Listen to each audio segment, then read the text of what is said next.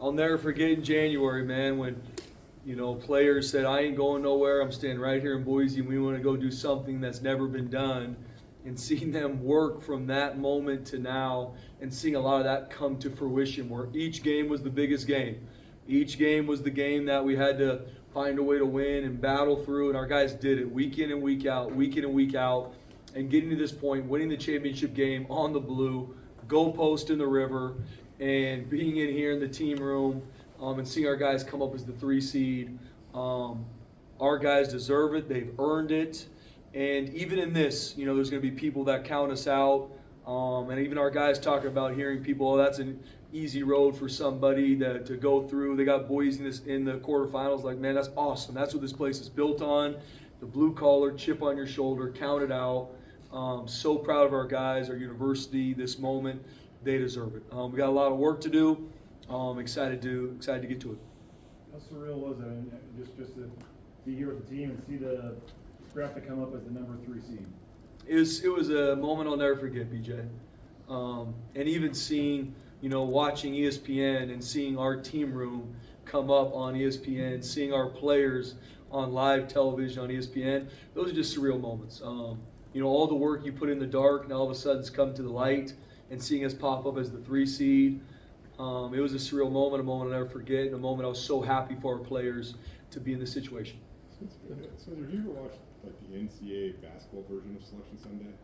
Not really. I've probably seen a little bit, but not much. It had a feel like this where it feels like it is like a big day now. Like what was it like walking into the facility today and kind of feeling the energy and just having the guys here on a Sunday when maybe you guys would normally kind of gather like this on a Sunday? Yeah, it was definitely an experience I've never been a part of, Jay. Not even just the outcome, but even leading up to it. Even yesterday, telling our guys, hey, 10 a.m., we're going to watch this together, we're going to do it together. Nobody knows exactly what's going to happen. We've got our opinions, and the buzz around the building prior to 10 a.m. when the show started, all the media, all the people, the staff all in, and seeing that pop up as the 3 seed, especially going back to the Fiesta Bowl, where those moments is what really put Boise State football on the map decades ago, and had so much success down there and counted out in all those games, and it's just a surreal moment seeing our guys go through it with them, seeing the joy on their face, the hard work they put in. It's moments like that you'll never forget. Spencer, it was a surreal moment because we've never had this kind of moment before, but at the same time, at least I did, I got the feeling that it was business-like because you guys expected to be here today. Did you feel that too? Yeah, Mike, I do. And because of what these guys have done, nothing we've gone through from week 1 to now has been trying to find the easy way and trying to, look in the future. And I was joking with my wife yesterday. Yesterday was really the first time I really got into it. Like, all right, where's the playoff going to probably go? Because every time it was all about your next game. And no different last week. We had to win the Mountain West Championship. Yes, it's one of our goals, but to even have a conversation about the playoff, you got to win that game. And the game before that, and the game before that. So I was joking with her, this is the first time I'm really looking into to see, okay, what's some things that are shaking down in the championship weekend? How could that maybe affect us? Because I wanted to be ready for kind of maybe what was coming. But it was awesome coming to the facility knowing we are in the playoff. And that's what I told our staff. I said, whatever comes from today, I don't want anybody leaving here any sort of way outside of you earned that. You earned that. Congratulations. Because if you would have told us this in January when we're working on the blue in the dark in the snow, I would have believed it. I don't know if everybody around would have, but seeing it come to fruition now, because our guys have put the work in and earned it, Mike, I think there was that feeling of let's go. And even hearing our guys, I was walking through the halls earlier, Coach, as SMU and Penn State, have those games been broken down yet? I'm like, guys, we found out about that an hour ago. Let's give our GAs and QCs some time to get to work here. But that's who these guys are. It's, yes, enjoy the moment, that moment together as a team, seeing us on ESPN, seeing us become the 3 seed. But our guys are here because the immediate next thought is, let's get to work. And it's an exciting moment for our team. Those 3 Fiesta Bowls obviously be before your time here. What were your memories of watching them, especially, I guess, the one in Oklahoma, against Oklahoma? Yeah, I was a senior in high school in 2007, and I'll never forget watching that game at home with my dad, seeing it happen, not knowing a ton about Boise State football and the tradition and the legacy, but blown away by that game. And seeing the Fiesta Bowl since then, I remember watching the 2014 Fiesta Bowl when they won. I coached my first camp out here in 2015, and I was able to be on the Blue for the first time, coaching a summer camp. And I came here because of watching those games. A Southern California kid watching Boise State win a Fiesta Bowl in front of the nation. It's special. It was special watching those moments. It was special when I got here and being able to be in that game now, and in a playoff setting. That's what I told our team, like, guys, what is different from years of the past, that was the last game. And go shoot your shot. It's like, we want to make sure this isn't our last game. It's going to be an amazing experience, no different than whoever we play, SMU or Penn State. Our goal is to make sure it's not the last game. And that adds a very exciting part to it. You mentioned about this being kind of like the basketball tournament, covered basketball tournaments. When teams pop up, a lot of times you don't know anything about them because you're busy in your season. Do you know anything about either SMU or Penn State at this point? What anything stick out of either one? Yeah, I haven't done a ton of research on. Been able to watch some of their games either in the hotel or, if we're not playing on some of the games we played Friday, we watched some of the games on Saturday. So cannot speak to at all about them in any of the three phases. Obviously, I know extremely talented, very well coached. Was able to watch a lot of the SMU versus Clemson game yesterday. Watched the SMU versus Nevada game because we played Nevada. Haven't been able to watch a lot of Penn State. Obviously, think the world of James Franklin and what he's built there. But we're going to get into really game planning both teams and being ready for however that game shakes down. Spencer, I know that you guys said like you wanted to do something that this program's never done before, and that's go to the college football playoff. The way Ben Dooley kind of talked about it today is he feels like they stand on the shoulders of giants when you look around and all the success this place has had. Yeah.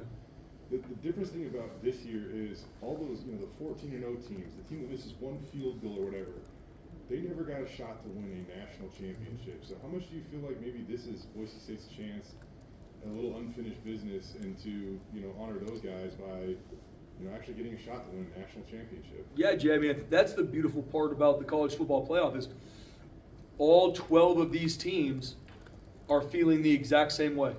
All 12 of us have the same opportunity to go win a national championship, and that is the first time in history. And for our guys, this building, this place built on, and I cannot agree more with Ben Dooley, built on the decades of hard work, grind, blue collar that has gotten us to this point.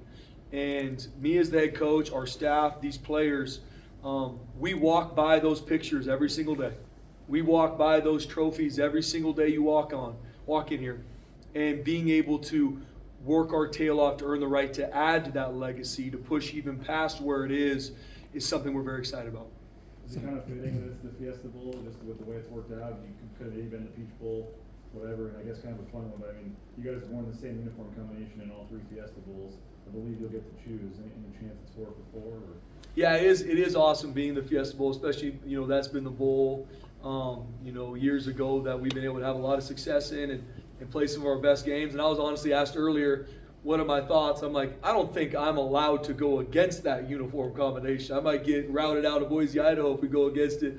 We'll work through those things, BJ, but so excited. I mean, once again, so proud of these young men that were asked about all the things in January, February, media days, about the playoff, about all these things, and they didn't let it distract them from what actually mattered, which was taking it one day at a time, 1 week at a time, and being able to enjoy this moment with them. And now we did win the championship. We are going to the Fiesta Bowl. It's just such a special moment for them, and I want it to be a moment that they use for years to come of like, you get everything in life because your work, everything in life is earned. There's no shortcut to success. So if you're watching that SMU Clemson game last night, just what was going through your minds is that a 56-yard field goal went between the uprights there for Clemson, because that was a pretty good result for you guys. Yeah, it was. Dabo Sweeney's a guy that I respect a ton. People might have their own opinions on whoever, but I have a ton of respect for him, what he's built there, and so I was fired up for him and his team. Rhett Lashley's done a phenomenal job at SMU, what he's built there. So it was an awesome game to watch. So I was excited for Coach Sweeney and his team to win on that crazy end. knowing that how it went down would affect some of the seedings today. But I was watching it more as a fan and more just being able to enjoy a couple hours at home on the couch watching some college football. What's the plan, I guess, moving forward here in terms of practice and things, and when you guys kind of, I'm sure you're giving some time off, but is it still like a 15 practice rule for this, or how does that all work? Yeah, so next week, BJ, we're going to practice twice, and it'll be light. It'll be more bye-week type practices. Got to get some guys healthy. I mean, you play 13 games, some guys banged up, beat up, that we got to get healthy, get them right. So we'll have 2 practices that'll be focused on fundamentals, techniques. We'll get some of our younger guys a lot of reps too to continue to grow our team now and for the future. And then we'll practice. I think I got 3 practices the next week, and then we'll have. Then the games will be played. The Penn State SMU game will play. We'll know who we're playing. We'll get a couple bonus practices. Going to give our guys Christmas Eve and Christmas off, and then we'll have our Monday practice on the night of the 26th, which is the essentially game week. Here? Here. How did you What do you celebrate? think when teams look at you, because I asked you about what you look at some other teams, what do you think they see? Like, what do you think would jump out if Penn State and SMU have never seen Boise State? Besides that, I mean, obviously Ashton Jeanty, but what do you think they think of the teams as a whole? Yeah, I would. First off, I would love them to see a team that loves each other, and that shows up in their effort. I'm not saying that's going to be every snap that they turn on. We're a work in progress and want to grow, but I'm very proud of our team and how hard they play because they care about each other. And then I go back to the 3 things we talk a lot about as a team, man: playing fast, playing smart, playing together. Like, that's something I hope teams see when they watch us. Not perfect, just like nobody in the country is, but I hope that they see a team that does play fast, they play smart, and they play together. And then they're going to have their own opinion of us in all 3 phases: special teams, O and D. And they're going to have their plan of attack for us. No different. We're going to have our plan of attack for them. What's it gonna be like, obviously, you're gonna be preparing for a game, but the first 13 days, you don't know exactly Yep. who your opponent's gonna be. What's the weirdness of that gonna be like? Yeah, it's uncharted waters for college football, and so, made some calls to people, head coaches. Okay, what's your opinion here? How would you kind of approach this? And so we're going to break down both teams, and we're going to have preliminary game plans for both Penn State and SMU. Not going to fully go into that from a practice standpoint, because I do believe that this is a time to get healthy, and we got to grow our fundamentals and techniques, tackling on defense, blocking on offense, catch, whatever those fundamentals are, because we're going to use the next couple of days to really self-scout us. We played 13 games. To your question, Bob, like, what we put on film is what SMU or Penn State are going to see. And how can we fix the issues that have showed up? How can we highlight the things we're doing well and doing better? That's going to be really our focus through the next 13 days, while on our own time, coaches and staff breaking down SMU and Penn State and seeing who are they in all 3 phases. What are some things we got to get some extra looks at, because this is a little different than we're used to. And so that when we go into the actual game week, we'll have a little bit of time. Are you guys planning to watch the SMU Penn State game as a team or do anything like that? Or? Haven't gotten to that yet. Thought about it. I'm not sure yet. Haven't built that intricate part of the schedule out yet. Have all the practices and lifts and time. Don't know. I'm sure we'll have it on the team room. But I also want to give our guys and team and family space on their own when I can in this time too. So I haven't fully thought that out yet. Spencer, when it comes to resources, recruiting, roster retention, how does Boise State football take advantage of this next month? Yeah, it's huge, Mike. I think, for recruits, for donors, for everybody, you have a moment like we had Friday night on the Blue, that has potential to help change everything, to accelerate you and create momentum, not only to finish the season strong, Mike, but for the future. And it's going to be my message, and my message stays the same to recruits as it was all year. Like, you come here if you want to be different. You come here if you want to do something that no one's ever done, and this is a special place. You can have it all at Boise State. And now you've got a lot of things to back it up. Oh, you want to have a crowd storming? You want to win? You want to go to the college football playoff? You can do it right here.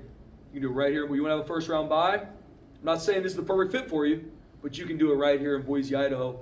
And no deal, I tell people, like, whoever we play, we have enough. We have enough. Is there a lot of things we need to push forward and move the needle on going forward, from support to the NIL to absolutely? There's things we need to push forward to. But right now, 2024, we have enough. And using this momentum to push forward to grow the things we need to grow to in the offseason is a huge part of it. As you know, tonight at midnight, the transfer portal opens, and I'm assuming those conversations have already happened. Nothing's gonna surprise you tomorrow, but do you think today's news changes the minds of any players who are having those kinds of conversations with themselves? Yeah, I think just like anything, and everybody's going through this. Our entire roster, there's a group of guys that want to play more and are going to maybe, have opportunities to go and want to see the field more. Then our top players are going to get recruited to leave here.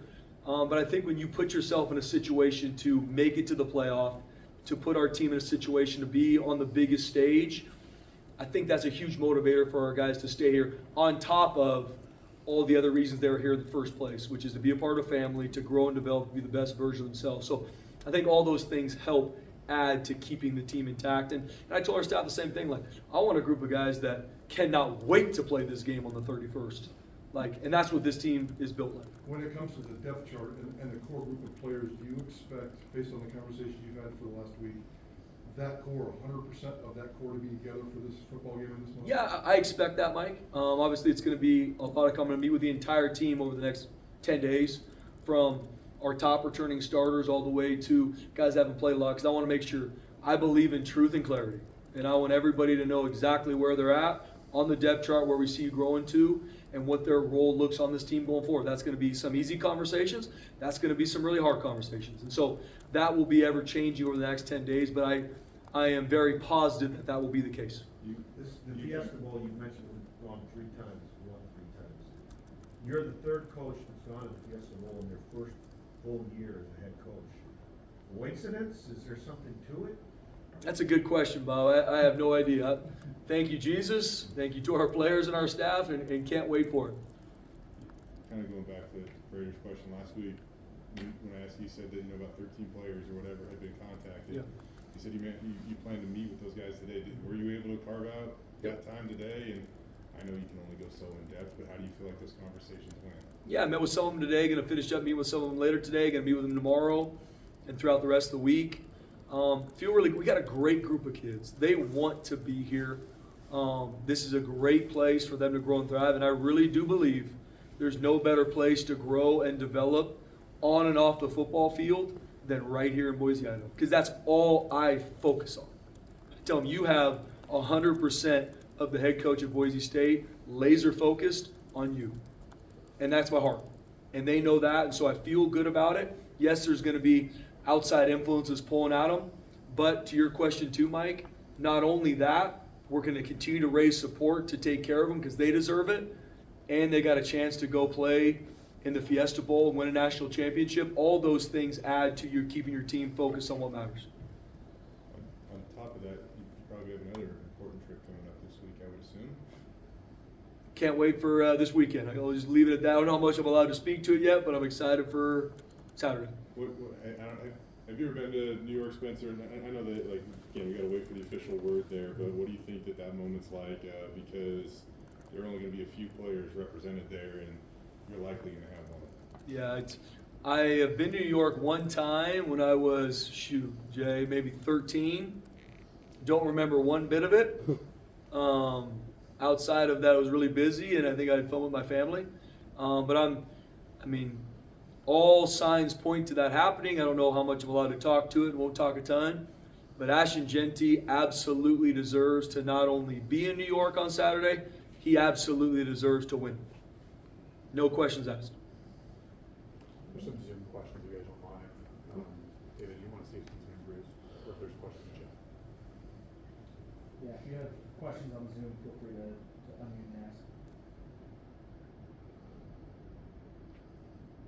Yeah, how's it going, guys? Jordan Bennett with Burn City Sports. I had a 2-part question. First being, you're obviously in the Fiesta Bowl, and that is in Phoenix. It is the home of Arizona State, who also has a bye. So obviously both of you play in these conferences, and really don't get the respect you deserve, and have a bigger fight than most to get the positions that you're in right now.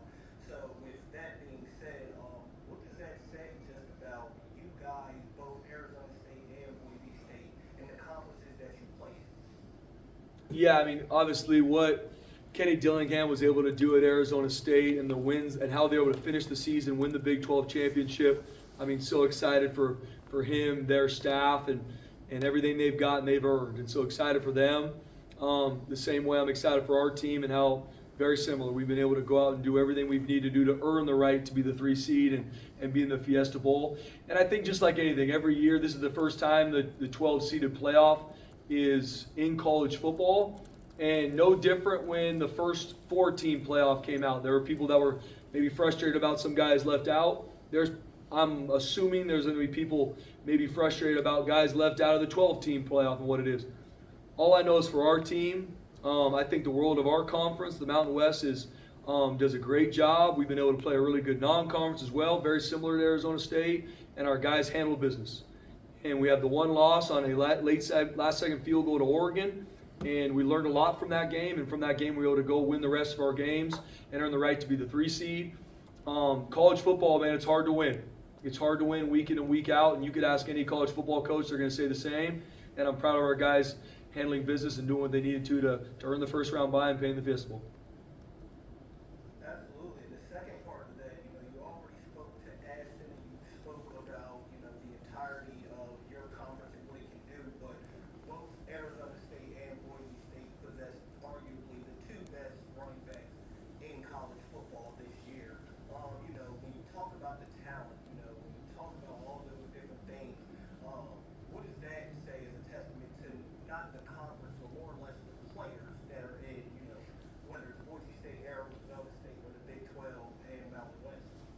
Yeah, there's great players everywhere, and seeing, from Ashton Jeanty to Cam Scadaboo at Arizona State. I mean, obviously Ashton Jeanty I've been privy to be around since we recruited him out of high school and came here, and seeing who he was as a true freshman, a true sophomore offensive player of the year, as a junior offensive player of the year, as the best football player in the country, and I believe we'll win the Heisman on Saturday. That's my opinion. I don't vote. No one's calling me to ask. And seeing what Cam Scadaboo's been able to do at Arizona State. I mean, what he did last season and be able to put up another 2,000 yards and lead his team to a Big 12 championship. It's awesome to see what those two guys do, and it's the mentality of both teams. I mean, I'm not in Arizona State's locker room, but they obviously establish a run game and do a great job building that into their offense, and that's obviously paramount for us too. We have some room? Yeah. I got one more.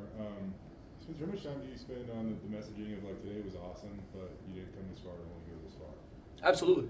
And that's really, as you guys know, and I know there's probably some Danielsonisms or Spencerisms that you guys will joke when I walk out of the room.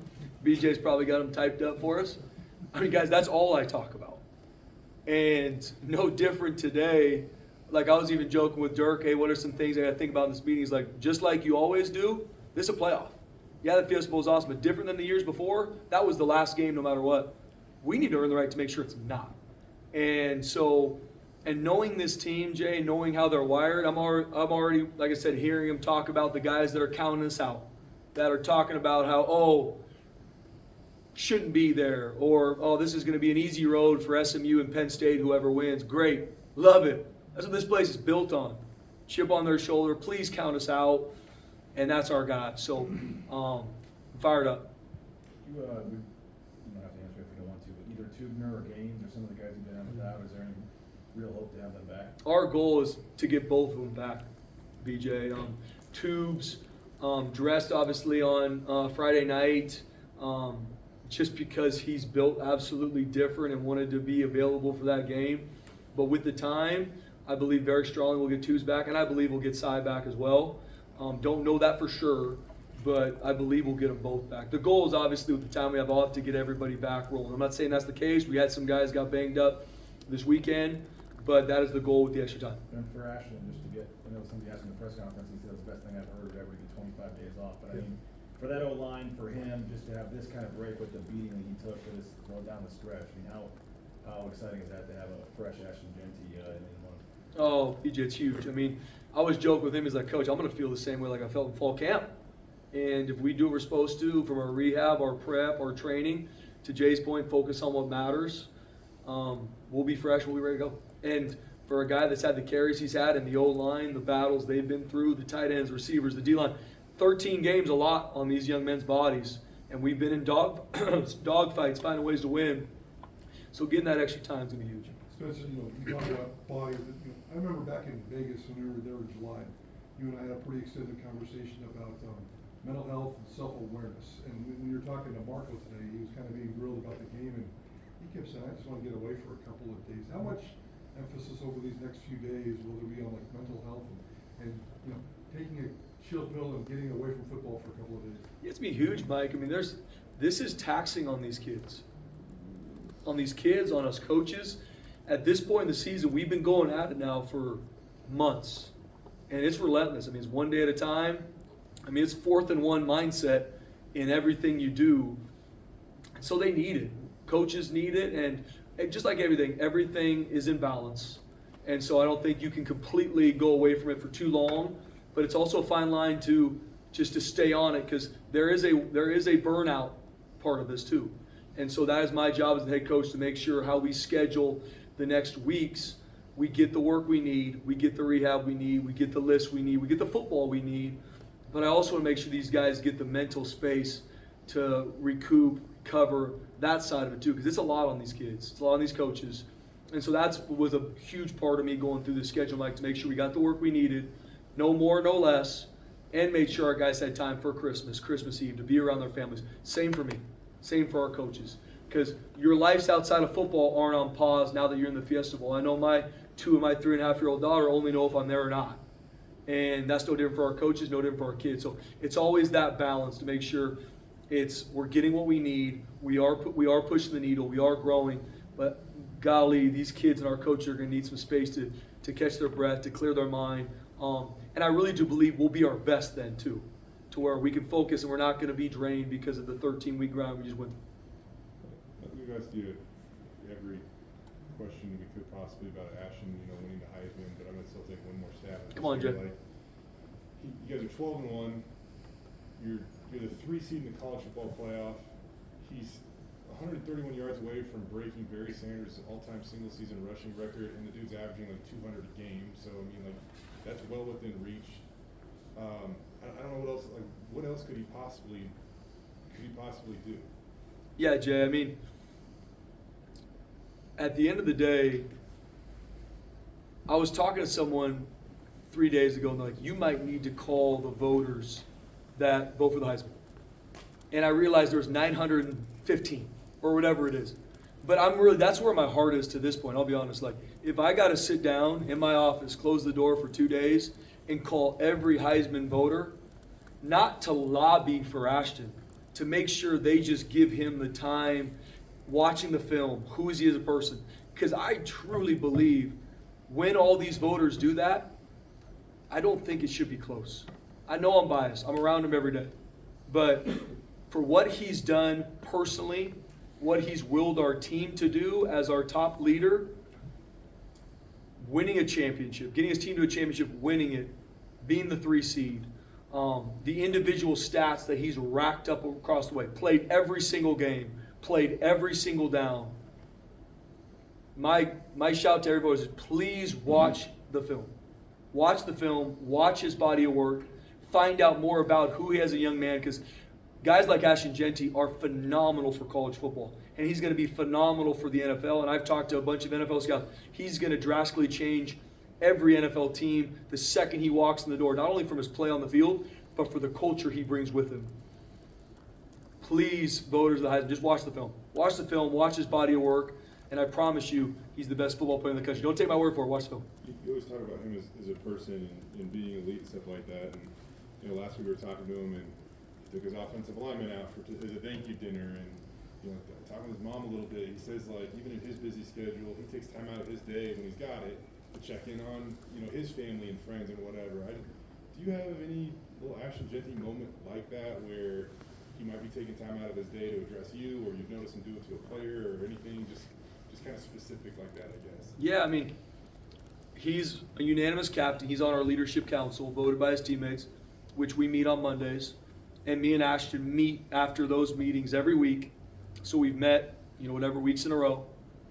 And it's to check in, see how he's doing. Every single time we have those meetings, it is nothing about Ashton. He is asking about the team. He's asking about a player. He's asking about how he can help lead better, how he can have more of an impact. That is uncommon. Not about what carries, what's it going to look like for him. Hey, coach, how's the Heisman push looking from you? None. Haven't had one conversation about that with him. It's all about the team and how he can help the team and how he can finish strong and how he can do this as a team, how he can leave a legacy, how the senior class can leave a legacy. That is not happening across college football. He's different in all facets, and he absolutely deserves it. Spencer, first of all, I'm a Heisman Trophy winner. I'm waiting for my phone call. Ooh, So I'm waiting for Mike. my phone call. I have his number. you can ask as many questions as you want then, Mike. We can be here all, we can be, BJ, you? No. Oh, well then just Mike tonight. I need some help in a phone call. I do have a serious question. You're a Southern California kid who grew up watching Pac-12, West Coast, Western football. This season started with so many questions about Western college football and the Pac-12 and the demise and blah, blah, blah, blah. Oregon's number 1. Boise State's number 3. At the Heisman finalists ceremony next Saturday night, there could be 4 dudes from the West: Boise, Colorado, Arizona, and Oregon. What did this season say about the resiliency of West Coast, Western college football, and a message they may have sent that, hey, we're not going away? Yeah, Mike, really good question. I mean, as a West Coast kid, growing up watching the Pac-10 at that point, turn to the Pac-12, watching Boise State win the Fiesta Bowls, watching all these games growing up, then working here. I mean, this is year number 8 for me at Boise State. And so who we recruit, who we around is the West Coast corridor, really Texas West. And so seeing the success of these West Coast teams is awesome. From not only the coaches that are there, the players that have been able to come there, recruit there. I just think it does put a stamp on West Coast football that needs to be recognized. Thank you, Coach. Scott's going to have some festival stuff